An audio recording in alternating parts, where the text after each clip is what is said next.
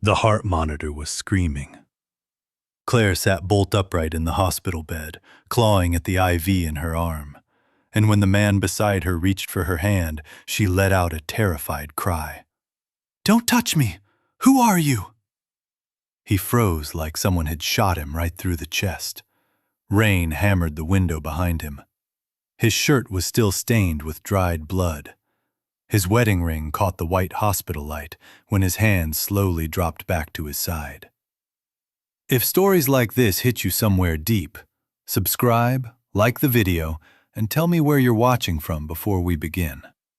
Because this one doesn't just break your heart, it stays there. The nurses rushed in. One pressed Claire gently back against the pillow.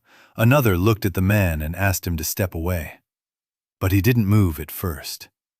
He just stared at Claire with red, sleepless eyes, like he was watching his whole life disappear in real time.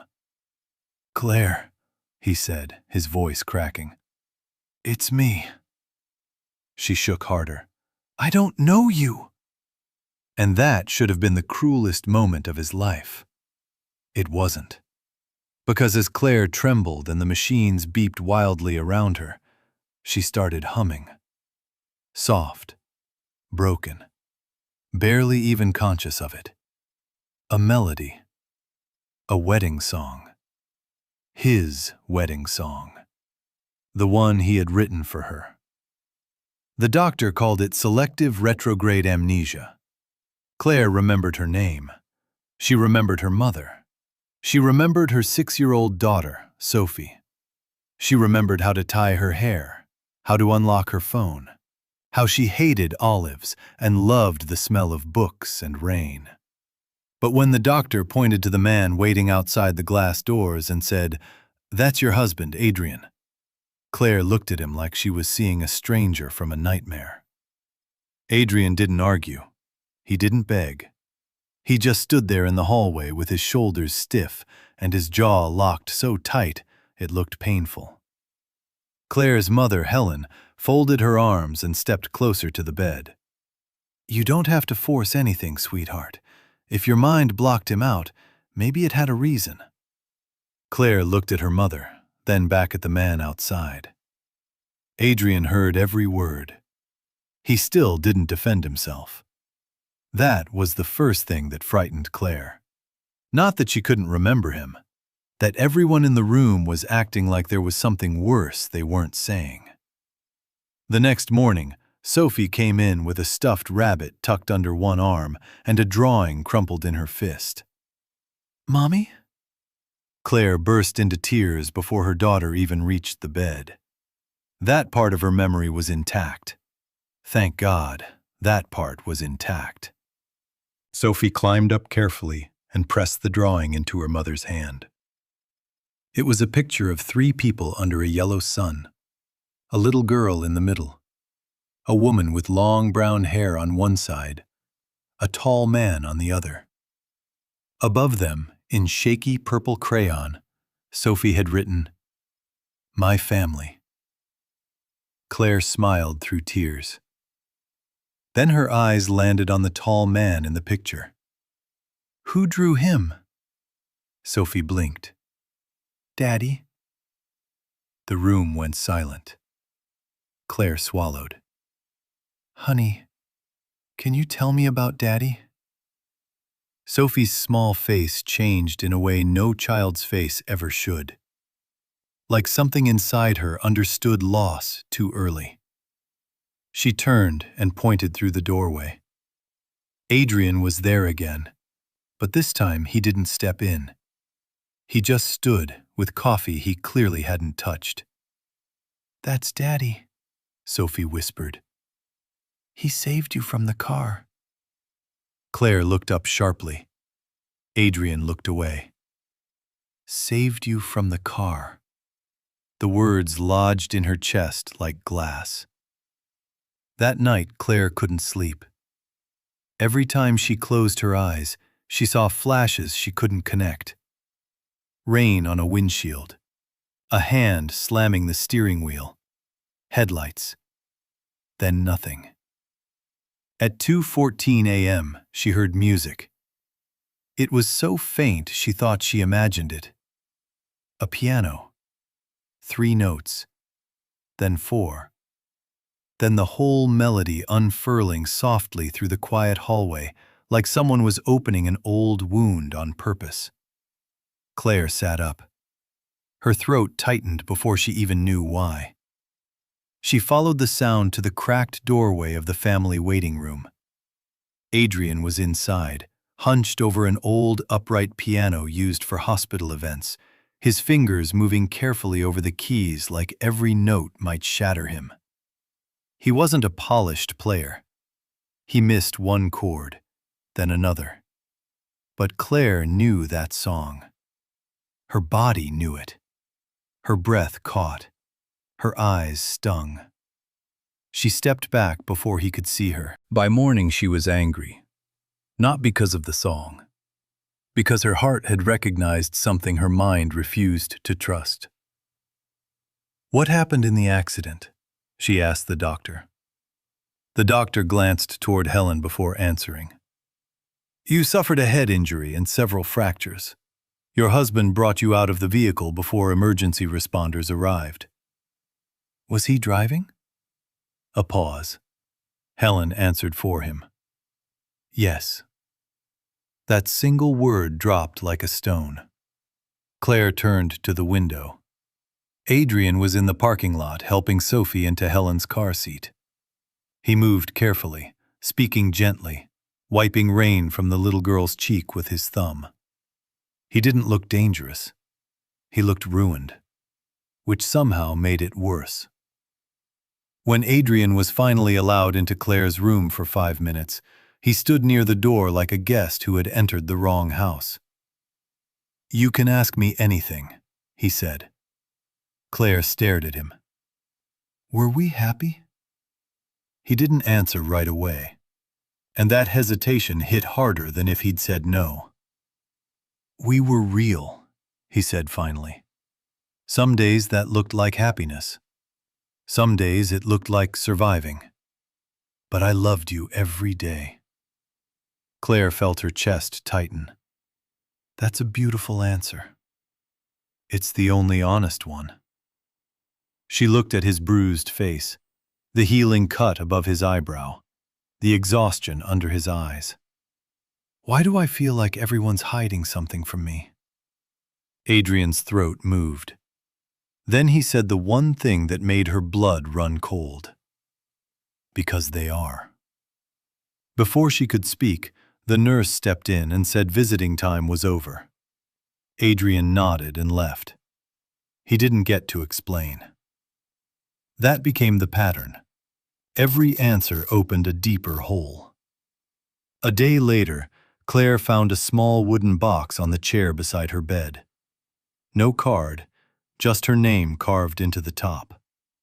Inside was a pressed white flower, a photo strip from a booth, a silver music box, and a folded note in Adrian's handwriting. "For when you're ready to meet us again." Her fingers shook as she opened the photo strip. The first picture was playful.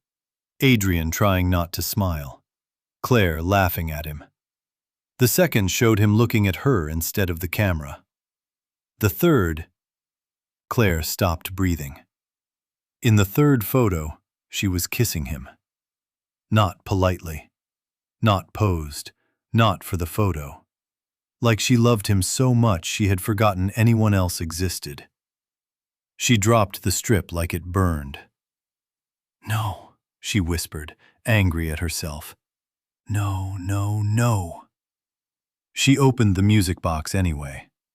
The tiny dancer turned, and the same melody filled the room. Claire started crying so suddenly it scared her. She didn't know why that song lived inside her bones. She only knew it hurt. Helen arrived just in time to see the open box. Her expression hardened. "He's manipulating you." Claire wiped her face. "Why would he need to manipulate me if I already forgot him?" Helen walked over and shut the music box sharply. "Because men like that don't let go when they lose control." Claire stared at her. Men like what? Helen hesitated. Then she made her move. The night of the accident, she said quietly. You called me sobbing. Claire sat perfectly still. Helen continued. You said you couldn't do it anymore. You said Adrian had lied to you. Claire's mouth went dry. About what? I don't know. You were hysterical. Then the line cut out. Claire looked down at the music box in her lap. Somewhere deep inside, something ugly shifted. Not memory. Fear. That evening, Adrian arrived with Sophie and a paper bag of Claire's favorite lemon cookies from the bakery down the street. He set the bag on the table. You don't have to eat them. I just thought maybe the smell would help. Claire looked at him for a long time. Then she asked very calmly, What did you lie to me about? The change in his face was instant. Adrian didn't pretend not to understand. He glanced at Sophie, who was coloring by the window. Then back at Claire. A lot of things feel different without context, he said. That's not an answer. No, he said softly. It's me trying not to make this worse. Claire laughed once, bitterly. That sounds exactly like something a guilty person says. Sophie looked up. Adrian swallowed whatever response rose in him. Can we not do this in front of her? Claire's voice sharpened. Then maybe you should have told the truth before a car wrapped itself around a guardrail. Sophie's crayon snapped in her hand. The room fell dead quiet. Adrian closed his eyes for half a second like the words physically hit him. Then he walked to the window, crouched in front of Sophie, and said gently, Hey, Bug. Grandma's outside. Want to go show her your drawing? Sophie nodded, but before leaving, she turned to Claire. Mommy? Claire softened. Yes, baby?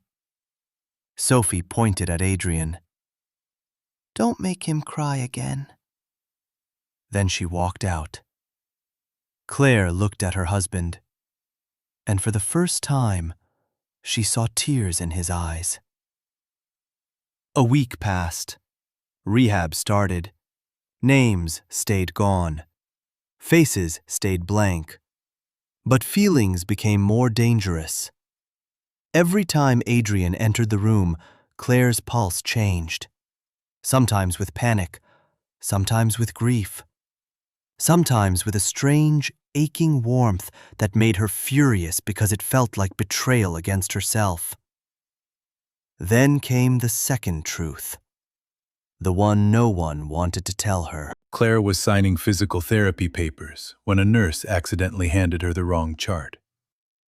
Claire read one line, and the room tilted. Pregnancy loss associated with traumatic collision. She stared at the paper, then at the nurse, then at the door. By the time Adrian arrived that afternoon, Claire had already torn the IV tape off her arm, trying to get out of bed by herself. He rushed to her side. Claire, we had a baby? He stopped. That was answer enough. Claire's face broke open. We had a baby and no one told me? The sound that came out of Adrian wasn't even a word. It was pain. The doctors wanted to wait. So I could laugh with Sophie? So I could sleep? So I could ask stupid questions while my baby was gone? You were barely stable. And you decided I didn't deserve the truth? I decided I couldn't watch you die twice in 1 week. His voice cracked on the last word, and both of them froze. Claire looked at him through tears. You named the baby, didn't you? Adrian covered his face for 1 second, then nodded. Hope, he whispered. You picked it, if it was a girl. The room blurred. Claire folded over with a sound so raw it seemed to tear out of somewhere below language. Adrian stepped forward on instinct, then stopped himself. That hurt almost more than anything, because even in her grief, he still believed he had no right to hold her. For 2 days, Claire refused to see him. Then, on the third night, she found herself opening the wooden box again. Under the photo strip was a folded hospital bracelet she didn't recognize. Tiny. Pink. Under that, a flash drive. Claire waited until Helen left for coffee the next morning. Then she plugged it into the TV in her room. A video opened. At first, it was just a church, lit with golden string lights and wildflowers tied to old wooden pews. Then the camera moved. Claire came into view in a simple ivory dress, holding a bouquet of white roses, crying and laughing at the same time. At the altar stood Adrian. Younger, less broken, terrified. And then the music began. Not from a speaker, from him. Adrian took a breath, stood at the piano, and played the melody Claire had been humming in her sleep since the accident. Then he sang. His voice wasn't perfect. It shook in places. He missed a note in the first verse, but every word sounded like it had been dragged out of his chest alive. In the video, Wedding Day Claire pressed a trembling hand to her mouth and whispered, "You wrote that for me?" And Adrian, smiling through tears, answered, "I told you if life ever got dark, I'd sing you home." Hospital Claire stopped the video and covered her mouth, because the sentence hit her like a distant bell. Not a memory, an echo. That afternoon, Helen walked in holding a garment bag and a forced smile. "I have good news. The charity board still wants to honor your recovery at Saturday's gala." Claire looked up slowly. "I'm not going."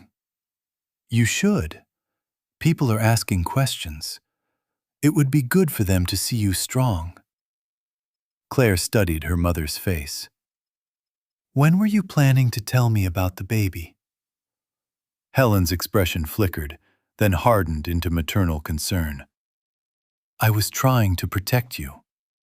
"No," Claire said quietly.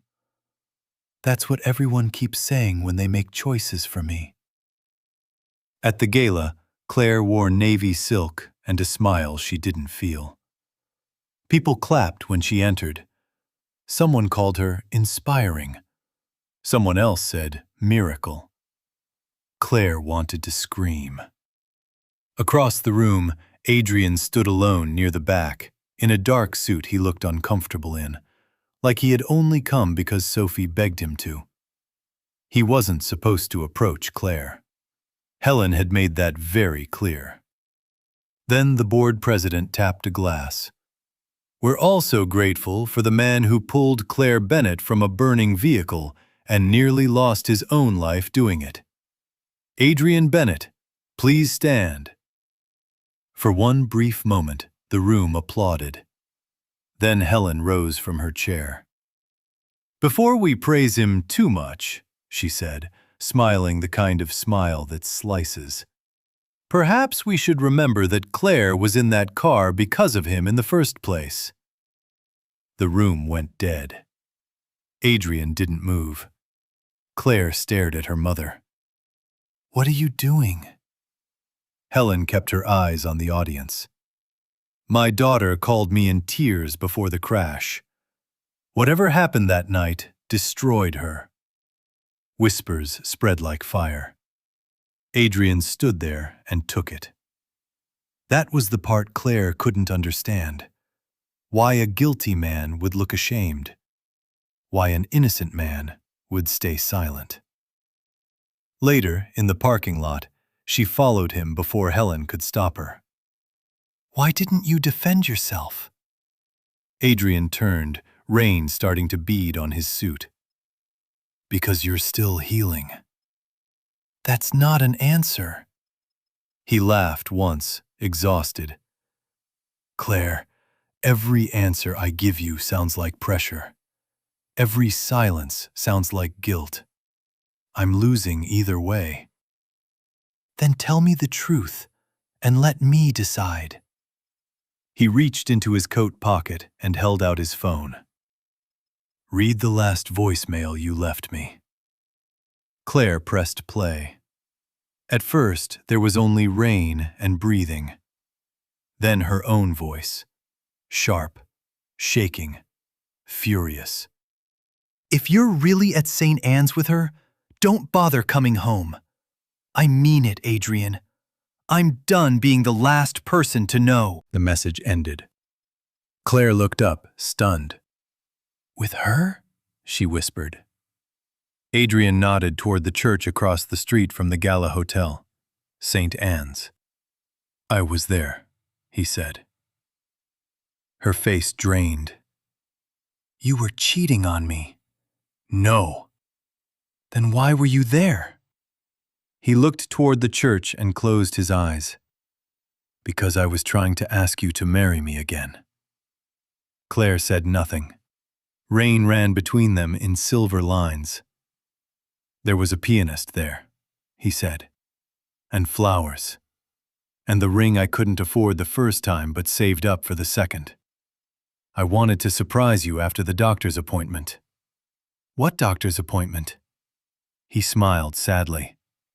Hope's heartbeat. The first one you could really hear. Claire felt the air leave her lungs. Adrian continued.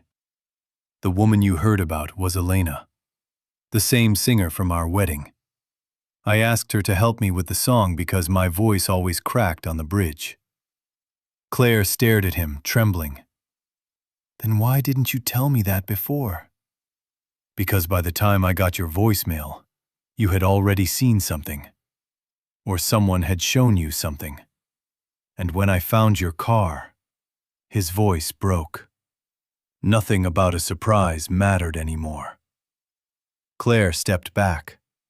Not because she believed him, because she wanted to. And that terrified her more than doubt. That night she couldn't breathe in her hospital room. At 1:07 a.m., she slipped out and went downstairs alone. St. Anne's Church was locked, but the side chapel light was on. The groundskeeper let her in after she lied badly and said she had forgotten something important there. Maybe she had. The chapel smelled like wax and old wood and rain. At the front sat a folded easel. Claire opened it. Written in Adrian's terrible block handwriting were the words, "For every version of you, for every year we survived, will you marry me again?" Below the sign sat a tiny pair of knitted baby booties. Yellow.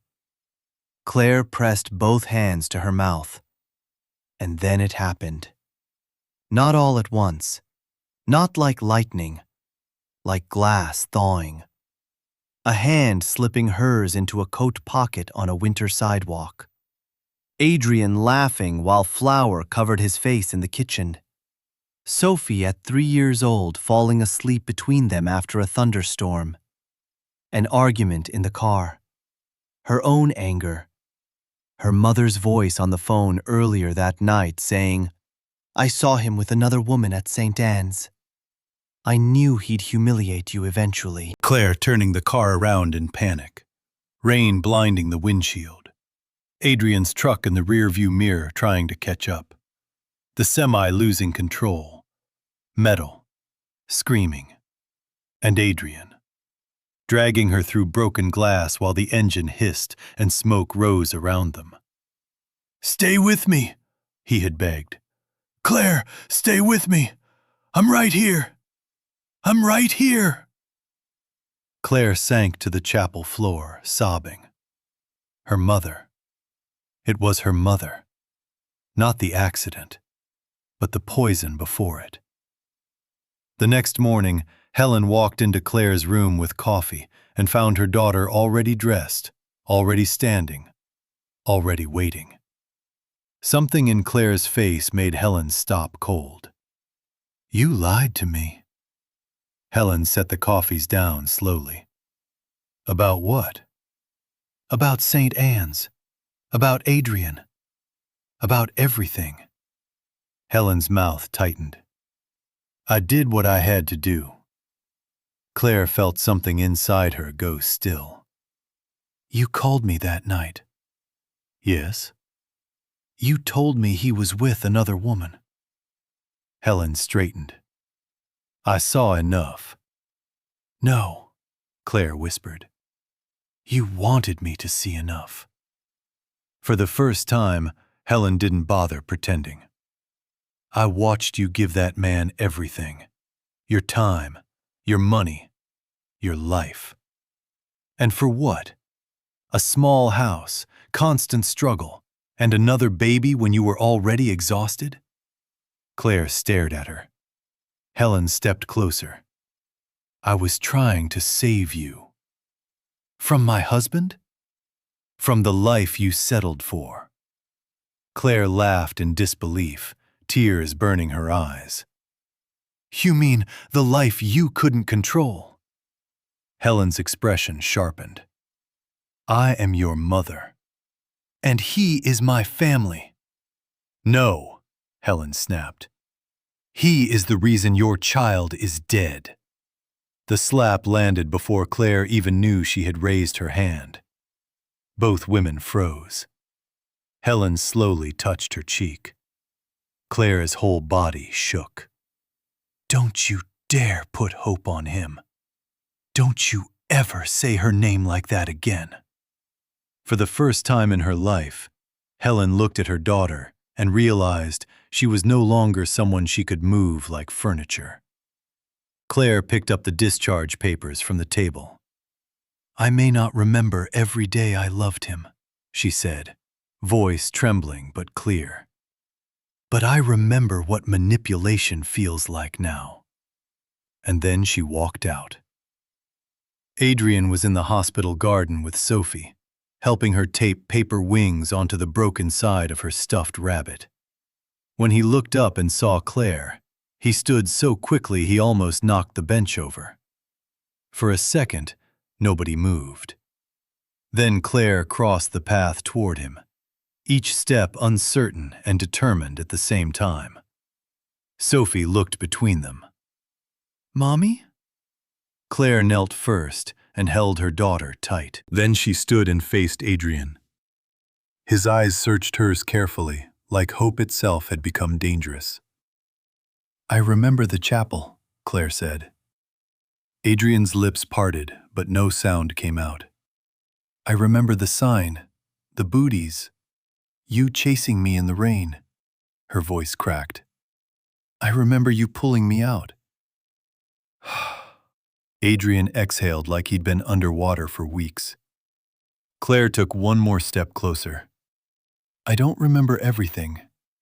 A shadow passed through his face, but he nodded. Okay. I remember enough to know you told me the truth. He nodded again, still careful, still not reaching. Claire's tears spilled over. And I remember enough to know I loved you. That broke him. Not loudly, not dramatically. He just bent forward a little, one hand over his eyes, breathing like a man trying not to fall apart in front of his child. Sophie solved it by taking both their hands and pressing them together. There, she said with perfect 6-year-old authority. That looks better. Claire laughed through tears. Adrian looked at her then, really looked at her, like he was afraid she might disappear if he blinked. I don't know how to do this, Claire admitted. I don't know how to be your wife when half our life is still missing. His answer came without hesitation. Then don't be who you were, he said softly. Be who you are. I'll meet you there. 3 months later, under warm lights in the same chapel, Claire walked in wearing a simple cream dress and no veil. Not because it was a perfect second wedding, because perfection had nothing to do with why they were there. Sophie stood between them in yellow shoes. A small framed photo of Hope rested on the front pew beside white roses. Adrian sat at the piano, hands trembling worse than they had in the first wedding video. She forgot her husband after the accident, but she never forgot their wedding song. Claire smiled through tears. "You still miss the third chord when you're nervous." He looked up, stunned. She placed a hand over her heart. "My head forgets things. Apparently my ears don't." People laughed softly, then cried harder. Adrian played. The song filled the chapel again, but this time Claire didn't just listen. When he reached the bridge, the part his voice always cracked on, she began to sing with him. Not perfectly, not from flawless memory, from somewhere deeper. Adrian stopped playing for one stunned second because he was crying too hard to see the keys. Claire finished the line for him. "I'd know you in the dark," she sang, "even if my mind lost your name." There wasn't a dry eye left in the room. When the music ended, Adrian stepped away from the piano and stood in front of her. "I used to pray you'd remember everything," he said. "Every trip, every fight, every stupid joke, every ordinary Tuesday. But now, I don't need all of that back. I just need the truth to have a place to live again." Claire took his hands. "I may never get every memory back," she whispered. "But if love could survive broken glass, blood, grief, and forgetting, then maybe it was never just memory." He closed his eyes. She smiled through tears and said the words he had waited months to hear. "Yes, Adrian. I'll marry you again." And this time, when he kissed her, it didn't feel like reclaiming a lost life. It felt like choosing one. Later that night, after the guests left and the candles burned low, Claire found Adrian alone at the piano again. "You're hiding from your own reception?" "I'm emotionally exhausted," he said. "Also, your daughter gave me 3 slices of cake and declared me old." Claire laughed and sat beside him. For a moment, they said nothing. Then she rested her head on his shoulder. "Play it again," she whispered. He glanced at her. "You sure?" Claire smiled at the dark chapel, the flowers, the empty aisle, the place where grief had once stood like a wall and now felt like a doorway. "Some things," she said softly, "the heart remembers before the mind is brave enough to." Adrian played the first note. Claire reached for his hand. And this time, she never let go. "Some loves don't live in memory. They live in the part of us that survives everything."